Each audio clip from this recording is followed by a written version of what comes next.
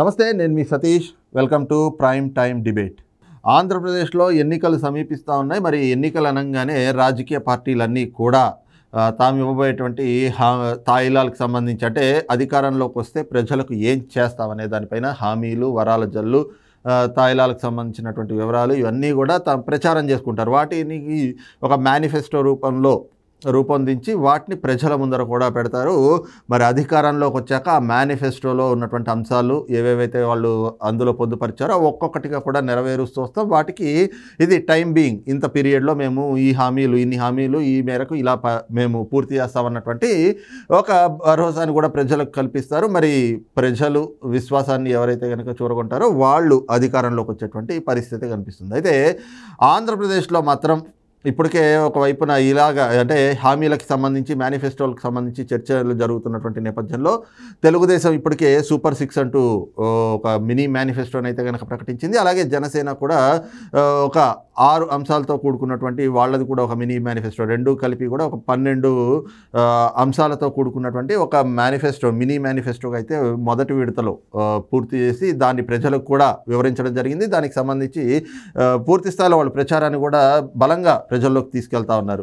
అయితే ఇక్కడ కాంగ్రెస్ పార్టీ కూడా ఏదైతే గ్యారంటీలు, గతంలో చూసుకుంటే కర్ణాటకలో అలాగే మొన్న తెలంగాణలో ఏవైతే గ్యారంటీలు ఫలించినాయో ఇవే గ్యారంటీలని ఆంధ్రప్రదేశ్లో కూడా వాళ్ళకి ఏదైతే ప్రజలకి మేనిఫెస్టో రూపంలో అందించాలి, ఒకవేళ కాంగ్రెస్ అధికారంలోకి వస్తే ఈ గ్యారంటీలని అమలు చేస్తామనేటువంటి ఒక హామీని అయితే కనుక మేనిఫెస్టో రూపంలో రూపొందించిపోతున్నట్లుగా సమాచారం అంతా ఉంది. అదే సమయంలో ప్రధానమైనటువంటి నినాదం ఏదైతే ఆంధ్ర రాష్ట్రానికి సంజీవిని అంటూ జగన్మోహన్ రెడ్డి ఏవైతే ప్రచారాలు చేసుకుని ఆ మాట తప్పారో ఆ ప్రత్యేక హోదా అంశాన్ని అయితే కనుక కాంగ్రెస్ పార్టీ ఈరోజు తమ నినాదంగా తీసుకుంది. తాము అధికారంలోకి వస్తే ఖచ్చితంగా ప్రత్యేక హోదాని సాధించి తీరుతామనేటువంటి ఒక హామీని కూడా ఇస్తున్నటువంటి పరిస్థితి. అయితే ఇక్కడ ప్రధానంగా చర్చలోకి వస్తుంది వైసీపీ, అధికారంలో ఉన్నటువంటి పార్టీ.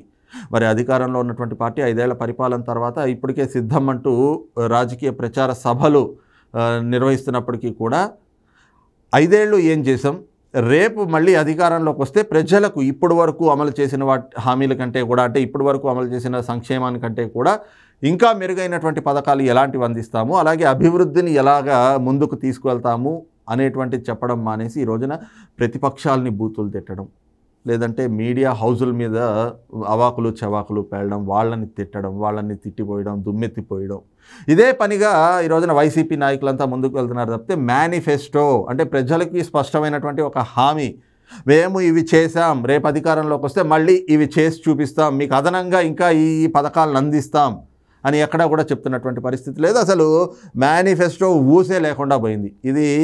ఈ చర్చ మేనిఫెస్టో ఊసే లేకుండా పోతుంది అనేటువంటిది ప్రజల్లోనే కాదు, సొంత పార్టీ నేతల్లో కూడా జరుగుతున్నటువంటి పరిస్థితి. ఈ రకంగా పూర్తిగా, అంటే రేపు రాబోతున్నటువంటి ఎన్నికలకి మరి తెలుగుదేశం హామీలు, జనసేన వరాల జల్లు, కాంగ్రెస్ గ్యారంటీలు, మరి వైసీపీ తాయిలాలు, ఈ రకమైనటువంటి ఒక చర్చ అయితే ప్రస్తుతం ఆంధ్ర రాష్ట్రంలో విస్తృతంగా జరుగుతూ ఉంది. మరి ఎవరు ఎలాంటి మేనిఫెస్టోలతోటి ప్రజల ముందుకి స్పష్టంగా రాబోతూ ఉన్నారు, ఎందుకంటే మరొక 52 రోజులే ఎన్నికలకి సమయం కూడా ఉంది కాబట్టి మరి ఈ రకమైనటువంటి చర్చల నేపథ్యంలో ఏ పార్టీలపైన ఎలాంటి, ఎందుకంటే ఇప్పటి వరకు వాళ్ళు చేస్తున్నటువంటి ప్రచారం పైన ప్రజల్లో ఎలాంటి స్పందన వస్తుంది అనేటువంటిది ఈరోజు డిబేట్లో మనం చర్చించబోతా ఉన్నాం. చర్చలో పాల్గొంటూ ఉన్నారు సీనియర్ జర్నలిస్ట్ దుర్గా కుమార్ గారు, అలాగే సీనియర్ జర్నలిస్ట్ డివిఎస్ గారు. సార్ నమస్కారం. నమస్కారం సతీష్ గారు, వీక్షకులకు కూడా. సార్, ముఖ్యంగా ఏదైతే ఈ మేనిఫెస్టోలు అనేటువంటి అంశం చర్చలోకి వస్తూ ఉంది, ప్రధానంగా ఇప్పటికే తెలుగుదేశం సూపర్ 6 అని ఇచ్చారు, జనసేన కూడా ఇంకొక 6 పాయింట్లు యాడ్ చేశారు, ఒక 12 అంశాలతో కూడుకున్నటువంటి హామీ ఇచ్చారు. కాంగ్రెస్ పార్టీ కూడా ప్రత్యేక హోదా నినాదంతో పాటు గ్యారంటీలు, ఏది కర్ణాటకలోను తెలంగాణలోను వాళ్ళకి బాగా వర్కౌట్ అయినటువంటి గ్యారంటీలు అనేటువంటిది ప్రజల్లోకి తీసుకెళ్తున్నారు. కానీ అధికార పార్టీ పైన ఒక విస్తృతమైనటువంటి చర్చ, ఎందుకంటే మేనిఫెస్టో అన్నటువంటి మాట వాళ్ళ నోటి నుంచి ఎక్కడా బయటకు రావట్లేదు.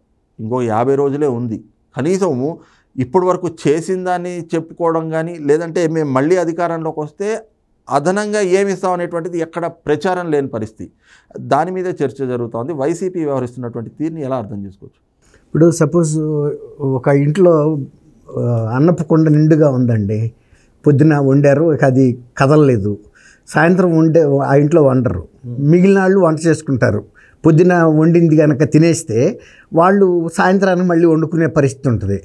వీళ్ళు కిందసారి పెట్టిన మేనిఫెస్టోలో చేసింది ఏం లేదు. ఇక కాబట్టి కొత్తగా తయారు చేసే అంశం కూడా ఏం లేదు. ఆ కుండనే వేడి చేసి మళ్ళీ జనం ముందు పెడతారు, ఇక అంతే.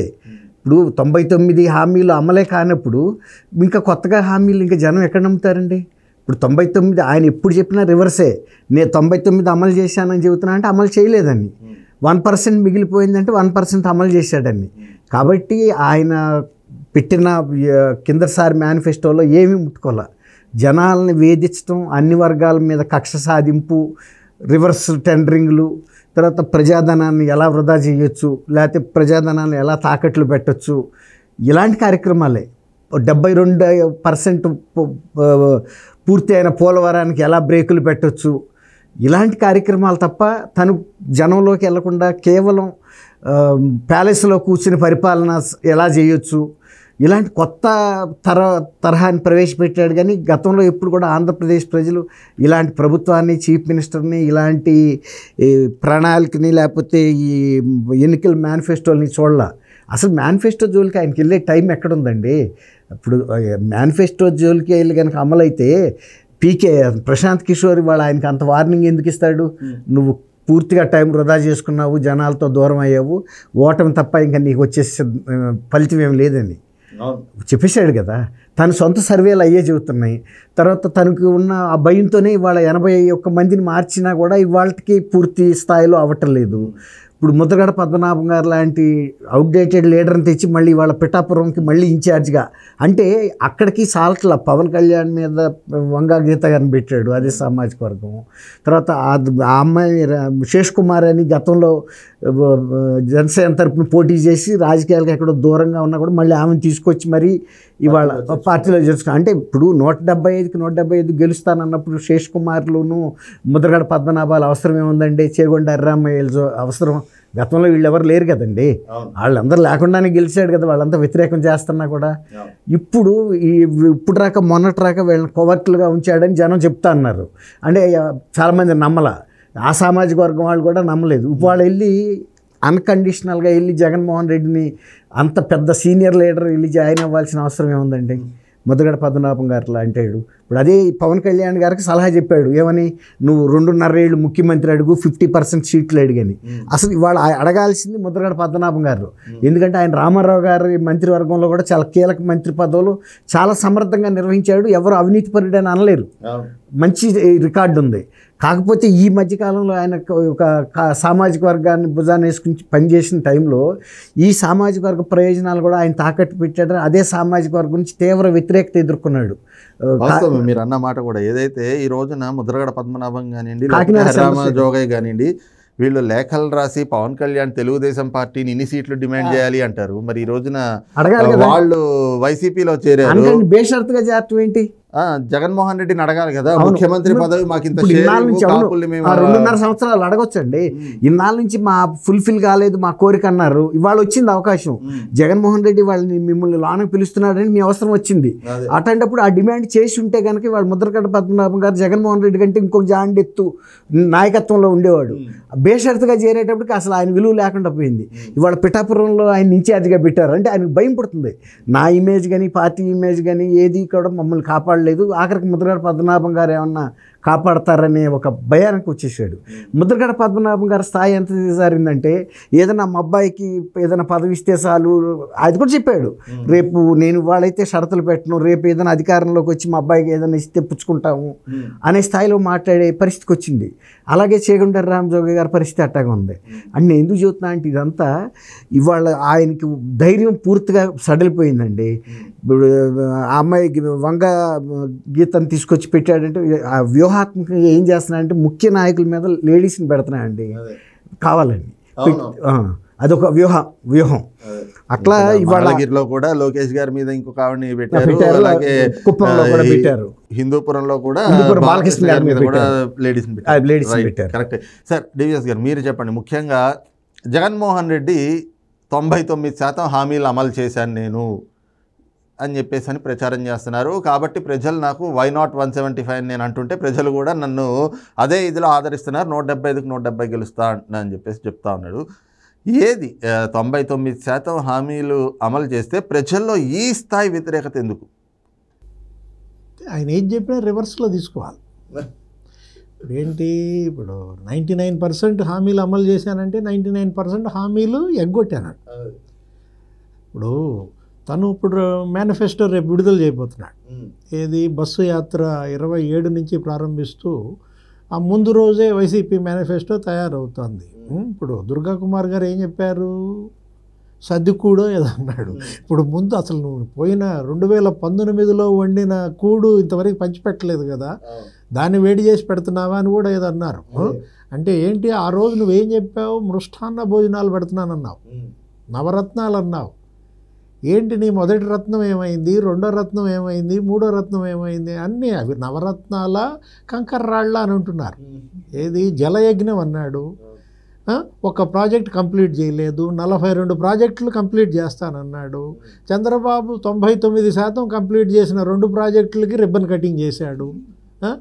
పోలవరాన్ని పండబెట్టాడు. 72% చంద్రబాబు కడితే నువ్వు ఆ మిగతా 28% ఎందుకు పూర్తి చేయలేకపోయావు? ఇప్పుడు ఏ ప్రాజెక్టు ఇవాళ నువ్వు పూర్తి చేశావు? చంద్రబాబు సవాల్ చేశారు ఏమని, నేను నా హయాంలో 68,000 కోట్లు ప్రాజెక్టుల మీద ఖర్చు పెట్టాను, నువ్వు అందులో 3వ వంతు 20,000 ఖర్చు పెట్టావా, 20,000 కోట్లు ఖర్చు పెట్టావా అని అడిగితాడు. అంటే ఇప్పుడు పేదల ఇళ్ళు కడతానన్నాడు, ఏడాదికి 5 లక్షలు, 5 ఏళ్లలో 25 లక్షల ఇళ్ళు కట్టాడా? 5 ఏళ్లకు కలిపి కనీసం 5 లక్షల ఇళ్ళు కంప్లీట్ చేసావా? చెయ్యకపోగా చంద్రబాబు కట్టిన ఇళ్ళు పాడుపెట్టాడు. ఆయన మీద కచ్చతో ఆయనకి ఎక్కడ పేరు వచ్చుద్దో, అసలు నీ పేరు తెచ్చుకోవడం గురించి నువ్వు తాపత్రయపడాలి కానీ ఆయనకి పేరు వచ్చుద్దో ఆయనకి పేరు వచ్చుద్దో అని కట్టినాటిని పాడుపెట్టినటువంటి పాలకుడిని ఇప్పుడే చూస్తున్నాం. టిడ్కో ఇళ్ళన్నీ పాడుపెట్టాడు అన్నమాట. రైతులకి ఎంత ఇస్తానన్నాడు, రైతులకి కేంద్రం ఇచ్చేది కాకుండానే ఇంకొక 6,000 ఎక్స్ట్రా ఇస్తానన్నాడు. కానీ 20,000 కోట్లు ఎగ్గొట్టాడు. రైతు ఆత్మహత్యల్లో ఆంధ్రప్రదేశ్ని 3వ స్థానంలో నిలబెట్టాడు దేశంలో. కౌలు రైతుల ఆత్మహత్యల్లో 2వ స్థానంలో నిలబెట్టాడు. ఒక్కొక్క రైతు నెత్తిన 2.5 లక్షల అప్పు పెట్టడమా ఇతను 99% హామీలు అమలు చేయటం? ఇరిగేషన్ ప్రాజెక్టులని పాడుపెట్టడమా ఇతను 99% హామీలు అమలు చేయటం? ఇవాళ సాక్షిలో బ్యానర్ ఏమని వచ్చిందంటే తొలి ఏడాదిలోనే 95% హామీలు అమలు చేసేసాడంట. ఇప్పుడు 5వ ఏడాదిలో 99% హామీలు అమలు చేశాడంట. అంటే 4 ఏళ్లలో 4%? అంటే ఏ విధంగా జనాన్ని మభ్యపెడుతున్నాడు, మోసం చేస్తున్నాడు. ఇప్పుడు మళ్ళీ ఇంకో కొత్త మేనిఫెస్టో వదులుతున్నాడు అన్నమాట. ఇప్పుడు అవతలేమో చంద్రబాబు సూపర్ 6 ప్రజల్లోకి బలంగా వెళ్ళింది. ఏది, ఆయన ఒక్కొక్క మహిళకి నెలకి 1,500 రూపాయలు వాళ్ళ అకౌంట్లో వేసేస్తానంటున్నాడు. అట్లాగే అన్నదాత సుఖీభవ, మళ్ళా రైతులకి పూర్తి మద్దతు ప్రకటిస్తున్నాడు. ఇన్పుట్ సబ్సిడీలు కానీ, బీమా పరిహారం కానీ, జగన్మోహన్ రెడ్డి హయాంలో ఏ పథకాలైతే రద్దు చేశాడో ఆ పథకాలన్నీ మళ్ళా పునరుద్ధరిస్తున్నారు చంద్రబాబు. ఆర్టీసీలో మహిళలకి ఉచిత ప్రయాణం, బీసీల రక్షణ హక్కు, ఒక కొత్త చట్టం తెస్తున్నారు. ఎస్సీ ఎస్టీ అట్రాసిటీ నీకు తెలుసు, ఒక చట్టం ఇవాళ ఎస్సీ ఎస్టీలకి ఎంత బలంగా ఒక రక్షణ కవచంగా. నువ్వు ఎవరైనా సరే కులం పేరుతో దూషిస్తావా? కులం పేరుతో నువ్వు ఎవరినైనా సరే దూషిస్తే నాన్ బెయిలబుల్, బెయిల్ మీద కూడా నువ్వు బయటికి రాలేవు. అది డిఎస్పీ డీల్ చేస్తాడు దాన్ని. స్టేషన్ హౌస్ ఆఫీసర్ ఎస్ఐ కాదు. అంత గొప్ప చట్టాన్ని ఇప్పుడు చంద్రబాబు ఎవరికి ఇవ్వబోతున్నాడు? బీసీలకు ఇవ్వబోతున్నాడు. బీసీల రక్షణ చట్టం కనుక అమలైతే ఇక ప్రతి బీసీ 132 బీసీ కులాలకి ఒక రక్షణ కవచం ఏర్పడుతుందన్నమాట. మరి బీసీలంతా చంద్రబాబు సూపర్ 6 వైపు ఆకర్షితులవుతారా, ఈ సర్దికూడు వైపు ఆకర్షితులు? అంటే నేను అదే అంటుంది, అంటే మనం అంటే తెలుగుదేశం సూపర్ 6 వాటిలోకి వెళ్ళే ముందు అసలు జగన్మోహన్ రెడ్డి ముఖ్యంగా ఈ రోజున 99% చేశానని చెప్తున్నప్పటికీ కూడా ప్రధానంగా ఆయన ఇచ్చినటువంటి ఈ నవరత్నాల్లోవే చూసుకుంటే అమ్మఒడి కావచ్చు, లేదంటే కనుక మద్యపాన నిషేధం కావచ్చు, లేదంటే మద్యపాన నిషేధం మరి బ్లండర్. ఏది, ఏరులై పారిస్తూ మద్యం అతనే తయారు చేస్తున్నాడు, అతనే అమ్ముతున్నాడు, అతనే సరఫరా చేస్తున్నాడు. అతనే తాగితే పోలా, ఆ లివర్ ఏదో వాళ్ళకే చెడిపోయేది, వాళ్ళు తాగరంట. వాళ్ళేంటి, వాళ్ళ మళ్ళీ బ్రాండెడ్ లిక్కర్ వాళ్ళు తీసుకుంటారు. జనం మాత్రం ఇతను భూమ్ తాగాల, ఇతను ప్రెసిడెంట్ మెడల్ తాగాల, లేకపోతే ఇతను 3 క్యాపిటల్స్ తాగాలి, ఇతను స్పెషల్ స్టేటస్ తాగాలి. 25% పురుషుల లివర్ దెబ్బతిందంట. 30,000 మంది చనిపోయారంట. 30,000 మంది మరి చనిపోవడం అంటే ఎంత బ్లండర్ ఇది. ఏది, నువ్వు మద్య నిషేధం చేస్తానని చెప్పి అది చెయ్యకపోగా ఈ విష మద్యాన్ని జనానికి పంచిపెట్టి వాళ్ళ లివర్ దెబ్బతీశాడు. అంటే మీరు అన్నట్టు హామీల గురించి చెప్తుంటే నాకు ఇది గుర్తొచ్చింది. ఏది, సిపిఎస్ ఏమైంది? అది ఎంత మోసం. ప్రభుత్వ ఉద్యోగులను తడిగుడ్డతో గొంతులు కోసాడు కదా, ఇంకా నయం గొడ్డలతో కొట్టలేదు. వాళ్ళ బాబాయ్ లాగా ప్రభుత్వ ఉద్యోగులు వాళ్ళే అన్నారు ఏమని, మేము ఒక్కొక్కళ్ళం 10 గుద్దామండి, 200 అండి, 2 చేతులతో 200 గుట్లు. అలాంటి ప్రభుత్వ ఉద్యోగులకి సిపిఎస్ ఎన్ని రోజుల్లో రద్దు చేస్తానన్నాడు? వారం రోజులు. మళ్ళీ అదే సజ్జలు ఏమంటున్నాడు, మా వాడికి అవగాహన లేదు. అవగాహన లేనాడికి మళ్ళీ 2వ ఛాన్స్ అవసరమా? ఇవాళ ప్రజల్లో అది చర్చ. ఏది, అవగాహన లేదని సిపిఎస్ రద్దు చేయనటువంటి జగన్మోహన్ రెడ్డికి మరి ఎందుకు మీరు 2వ ఛాన్స్ అడుగుతున్నారు? అవగాహన లేనాడికి 2వ ఛాన్స్ అవసరం లేదు. రైట్ దుర్గా కుమార్ గారు, అంటే ఇప్పుడు మామూలుగా సార్ అన్నట్లుగానే మనం హామీల్ని ప్రత్యేకంగా చూసుకుంటే ఆ రోజున జగన్మోహన్ రెడ్డి ఇచ్చినటువంటి హామీలు అధికారంలోకి రాగానే వారంలో సిపిఎస్ రద్దు చేస్తా, 2,30,000 ఉద్యోగాల్ని భర్తీ చేస్తావని ఖాళీగా ఉన్నాయి, ప్రతి యువకుడికి కూడా చెప్తున్నా మెగా డిఎస్సి జనవరి 1వ తారీఖున తీస్తా అన్నారు, అమ్మఒడి ఇంట్లో ఎంతమంది పిల్లలు ఉంటే అంతమందికి ఇస్తా అన్నారు, విద్యా దీవెన, వసతి దీవెన, ఇలాగ అసలు ఊరు వాడ తిరుగుతూ నోటికి అసలు ఎక్కడ కూడా ఏదో చేతికి వెనుపూస లేదు, ఎముక లేదన్నట్లుగా, నాలుగుకి కూడా నరం లేదేమో, నరం లేనట్టుగా హామీలు ఇచ్చుకుంటూనే పోయారు. మరి వాళ్ళ ఆ హామీలు ఏమైనాయంటే వాటికి సమాధానం లేకుండా పోతుంది. మరి ఎలా చూడాలి? ఇప్పుడు వారు చెప్పినట్టు తను చెప్పింది ఏది కూడా అమలు అవ్వలేదండి. ఇవాళ 30,000 మంది అకాల మరణం చెందారంటే చిన్న వయసులో 30,000 కుటుంబాలు రోడ్డును పడేట్టే కదండి. ఇంకొక 25% మంది ప్రజల లివర్లు దెబ్బతిన్నాయంటే ఇవాళ కాకపోతే రేపైనా వాళ్ళ జీవితాలు రోడ్డును పడే పరిస్థితే కదండి. ఇవన్నీ కూడా ఇప్పుడు ఆయన ఏం చెప్పాడు, నా ఆడబొడుచుల తాళిబొట్లు తెగనివ్వను, ఎవడన్నా సారా అమ్మి ప్రభుత్వాన్ని నడుపుతాడా, అట్లాంటి లుచ్చా ప్రభుత్వం నాకు అక్కర్లేదు, నేను కనుక వస్తే ప్రతి సంవత్సరం 1/4 4వ వంతు షాపులు ప్రతి సంవత్సరం తగ్గించుకుంటా వస్తా అన్నాడు, 4వ వంతు పెంచుకుంటా వెళ్ళిపోయాడు. ఇవాళ ఆదాయం 60,000 కోట్లకి వెళ్ళిపోయింది. ఎవరిదండి ఆ రక్తం?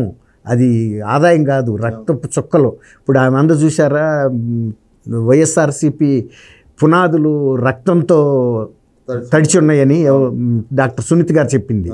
ఇవాళ వాళ్ళిద్దరు రక్తాలే కాదు, ఎవరు వివేకానంద రెడ్డి గారిది, రాజశేఖర్ రెడ్డిది, కోడికత్తి సీనిదే కాదు, ప్రతి కుటుంబం నుంచి రక్తబొట్లు అందులో ఉన్నాయండి. 60,000 కోట్ల రూపాయలు ప్రజలు కట్టారంటే ఈ విషపు సారాకి వాళ్ళ కుటుంబాల అందరి రక్తం కూడా వైఎస్ఆర్సీపీ పునాదుల్లో నిండిపోయి ఉన్నాయి, పురులుతున్నాయి ఇంకా పైకి.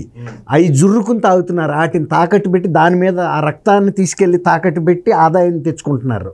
ఎవడన్నా అట్లాంటి ఆదాయం, ఇప్పుడు వీళ్ళంటే కనీసం మద్యం షాపులే నడిపారు, దాన్ని ఒక నికర ఆదాయంగా చూపించి బ్యాంకుల నుంచి 1,000 కోట్ల రూపాయల అప్పులు తెచ్చుకున్నాడంటే అంటే ఈ ఆడబడుచుల తాళిబొట్లు తెగుతూనే ఉండాలి, ఈయనకి ఆదాయం వస్తూనే ఉండాలి, లివర్లు చెడిపోయి మగాళ్ళు చచ్చిపోతానే ఉండాలి.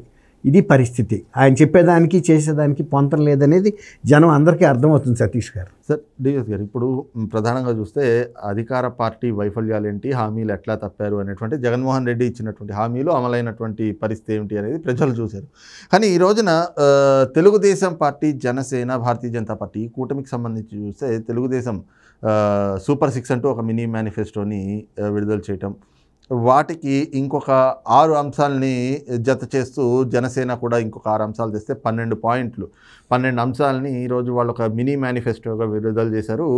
ఇక పూర్తి స్థాయి మేనిఫెస్టో ఎప్పుడు వస్తుందా అని ప్రజలు ఆశగా ఎదురు చూస్తున్నటువంటి పరిస్థితి. అసలు ఈ సూపర్ 6 కానీ జనసేన ఇచ్చినటువంటి 6 హామీలు కానీ ఎలా ఉన్నాయి అంటే ఎట్లా చూడొచ్చు? అంటే రేపటి తెలుగుదేశం, జనసేన, బీజేపీ ఉమ్మడి మేనిఫెస్టోలో ఇంకా కొత్త తాయిలాలు ఏముంటాయి? తాయిలాల కంటే కూడా వరాల జల్లు. అంటే ఏంటి, ఇప్పుడు ఆర్టీసీ ఉచిత బస్సు ప్రయాణం ఇవాళ తమిళనాడులో సక్సెస్ అయింది, తెలంగాణలో సక్సెస్ అయింది, కర్ణాటక మహిళలు దాన్ని ఎంజాయ్ చేస్తున్నారు. నీకు 800 నుంచి 1500 రూపాయలు ప్రతి మహిళకి లాభం. వాళ్ళు వ్యాపారం చేసుకోవచ్చు. ఇప్పుడు డోక్రా మహిళలు ఉంటారు, వాళ్ళ యొక్క ఉత్పత్తులను అమ్ముకోవటానికి కానీ బస్కి ఫ్రీగా వెళ్ళి వచ్చేయచ్చు. నీకు గుర్తుందో లేదో, జన్మభూమి ప్రోగ్రాం పెట్టినప్పుడు మొదట్లో ఎప్పుడు 9 ఏళ్ళు ముఖ్యమంత్రిగా చంద్రబాబు ఉన్నప్పుడు నీకు పల్లె వెలుగు బస్సులు పెట్టారు. ఆ పల్లె వెలుగు బస్సుల్లో రైతులు ఏం చేసేవాళ్ళు అంటే, పొద్దున్నే నువ్వు 4 గంటలకు ఫస్ట్ బస్సు ఎక్కితే మొత్తం కూరగాయలే ఎక్కడికి, మన ఈ రైతు బజార్ ఉంది కదా, ఇక్కడికి తీసుకొచ్చేసి బస్సులో వేసుకొచ్చేసి ఇక్కడ అమ్ముకొని మళ్ళీ వెళ్ళిపోతారు. అట్లా అప్పుడు రైతులకి రైతు బజారు, పల్లె వెలుగు బస్సులు ఎలా ఉపయోగపడ్డాయో, ఇప్పుడు ఈ ఉచిత ప్రయాణం డోక్రా మహిళలకి అంత వరం అన్నమాట. ఏది, వాళ్ళ ఉత్పత్తులు పచ్చళ్ళలో, ఈ పప్పు ఉండలో ఇవన్నీ తయారు చేస్తారు కదా, చక్కగా తీసుకువెళ్ళి అమ్ముకోవచ్చు, మళ్ళీ ఇంటికి చేరవచ్చు, ₹1 ఖర్చు లేకుండా. తీర్థయాత్రలు చేయాలనుకున్నటువంటి ముసలాళ్ళంతా తిరుపతి ఫ్రీగా వెళ్ళిపోవచ్చు కదా. మీ ఊరు ఏ ఊరు? సింహాద్రి అప్పన్న బస్ ఎక్కితే చాలు. అంటే ఏంటి, నేను ఇంకా సింహాద్రి అప్పన్న దగ్గరికి వెళ్ళి ఆయన దర్శనం చేసుకోవసరం, బస్సు ఎక్కితే నాకు కనపడుద్ది ఉచిత ప్రయాణం రూపంలో. ఇలా ఇన్ని వరాలు ఇచ్చినటువంటి సూపర్ 6 ఇవాళ ప్రజలందరిలో కూడా చర్చగా మారిందన్నమాట. అంటే ఈ ఒక గ్యాస్ సిలిండర్లు, అదే ఎంత సంవత్సరానికి ఎన్ని గ్యాస్ సిలిండర్లు ఫ్రీ? 3 సిలిండర్లు ఫ్రీ అంటే 3000 రూపాయలు ఇవాళ ఆదా. ఏది, సంవత్సరానికి నీకు 3000 రూపాయలు అక్కడే ఆదా అన్నమాట. మనం ఇవాళ గ్యాస్ కొనలేని పరిస్థితి. ఏది, మోత బరువుగా మారింది. అటు పెట్రోల్, డీజిల్, వంట గ్యాస్ మండిపోతున్న దీంట్లో ఇవాళ ఈ ధరల నియంత్రణ జరగాలంటే మళ్ళా ధరల స్థిరీకరణ నిధి పెట్టినటువంటి వ్యక్తి ఎవరు? గతంలో చంద్రబాబు. ఆయన మళ్ళా ముఖ్యమంత్రి అయితే తప్ప ఈ ధరల స్థిరీకరణ నిధి రాదన్నమాట. జగన్మోహన్ రెడ్డి ఇచ్చిన హామీ నీకు అదొకటి గుర్తు చేస్తున్నా. ఎన్ని వేల కోట్లు పెడతానన్నాడు? పెట్టాడా? 3000 కోట్లు ధరల స్థిరీకరణ నిధి కనుక పెట్టుంటే ఇవాళ కందిపప్పు ఈ రేట్ అమ్మేదా, వంట నూనె ఈ రేట్ అమ్మేదా, ఏది కొనాలన్నా కూడా మంట పుడుతోందన్నమాట. ఇలాంటి పరిస్థితుల్లో ప్రజలు ఇంకా వరాల కోసం ఎదురు చూస్తున్నారు, గ్యారంటీల కోసం ఎదురు చూస్తున్నారు. అసలు మోడీయే గ్యారంటీ అంట. ఏది, మన బీజేపీ ఏమంటోంది? మోడీ గ్యారంటీ అంటున్నారన్నమాట. ఇవాళ మోడీ, బాబు, పవన్ జోడీగా మారిన దీంట్లో రేపు రాబోయే ఉమ్మడి మేనిఫెస్టో ఎలా ఉంటుంది, వైసీపీ మేనిఫెస్టో ఎలా ఉంటుంది? షర్మిల ఆల్రెడీ ఆమె కూడా కొన్ని గ్యారంటీలు ఇస్తున్నారు. అన్న మోసం ఆమె ఊరూరా తిరిగి చెప్తోంది, ఇంటింటికి తిరిగి చెప్తోంది. ఎవరు? సొంత చెల్లెళ్ళే ఇవాళ జగన్మోహన్ రెడ్డి మోసం గురించి చెప్తున్నప్పుడు మరి ఆ చెల్లెళ్ళ గతి రాష్ట్ర ప్రజలు తెచ్చుకుంటారా? చెల్లెళ్ళ మాట వింటారా, అన్న మాట వింటారా? సో రైట్, ఇది చూస్తున్నాం కదా. ముఖ్యంగా ఏదైతే అలవికాని హామీలన్నీ కూడా 2019లో అధికారంలోకి రావటానికి జగన్ ఏదైతే ప్రజల్ని మోసం చేస్తూ ఇచ్చినటువంటి హామీలు ఏవైతే ఉన్నాయో ఒక్కటి కూడా పూర్తి స్థాయిలో ఎక్కడ నెరవేరినటువంటి పరిస్థితుల్లో ఆయన ఏదైతే నవరత్నాలు అంటూ ఒక మేనిఫెస్టోని తీసుకొచ్చాడో ఆ నవరత్నాలు కూడా ఈ రోజున ప్రజలకి నవరంధ్రాలుగా తయారైనటువంటి పరిస్థితి. ఈ క్రమంలో జగన్మోహన్ రెడ్డి చెప్పినటువంటి ఈ మోసాలు, ఆ బూటకపు మాటలు, అందులో ఉన్నటువంటి అవాస్తవాలు ఏమిటి అనేటువంటిది ప్రజలకి 5 ఏళ్లలో స్పష్టంగా అర్థమైంది. అందుకే ఈ రోజున తెలుగుదేశం, జనసేన, భారతీయ జనతా పార్టీలకు సంబంధించి ఏదైతే ఇప్పటికే ఒక మినీ మేనిఫెస్టో రూపంలో టీడీపీ అందించినటువంటి సూపర్ 6 కావచ్చు, అలాగే జనసేన ఇచ్చినటువంటి 6 హామీలు కావచ్చు, అలాగే ఇంకా రాబోయేటువంటి రోజుల్లో భారతీయ జనతా పార్టీ కూడా ఈ కూటమిలో కలిసింది కాబట్టి మరి ముగ్గురు కలిపి ఉమ్మడిగా ఇంకా కురిపించబోయేటువంటి వరాలు ఏముండబోతున్నాయి అనేటువంటి ఆసక్తి కూడా ప్రజల్లో కలుగుతూ ఉంది. అలాగే గతంలో కూడా తెలుగుదేశం ప్రభుత్వం అధికారంలో ఉన్నప్పుడు అంతకుముందు ఇచ్చినటువంటి హామీల్ని నెరవేర్చినటువంటి వైనం కావచ్చు, అలాగే ప్రజలకి సంక్షేమంతో పాటు అభివృద్ధిని ఒక జోడెద్దు బండిగా ఎలా తీసుకెళ్లారు ముందుకు అనేటువంటిది ప్రజలు గమనిస్తూ ఉన్నారు. కాబట్టి జగన్మోహన్ రెడ్డి చెప్పేటువంటి మాయ మాటల్ని ప్రస్తుతం ఉన్న పరిస్థితుల్లో ఆంధ్ర రాష్ట్ర ప్రజలు నమ్మేటువంటి పరిస్థితి లేదు అన్నటువంటి భావాన్ని సీనియర్ జర్నలిస్ట్ డివిఎస్ గారు, అలాగే సీనియర్ జర్నలిస్ట్ దుర్గాకుమార్ గారు వ్యక్తం చేస్తూ ఉన్నారు. ఇది ఈరోజు ఉన్నటువంటి ప్రైమ్ టైం డిబేట్. మరొక అంశంతో మళ్ళీ ముందుకు వస్తాం రేపు. Thank you sir. Thank you Satish Karman.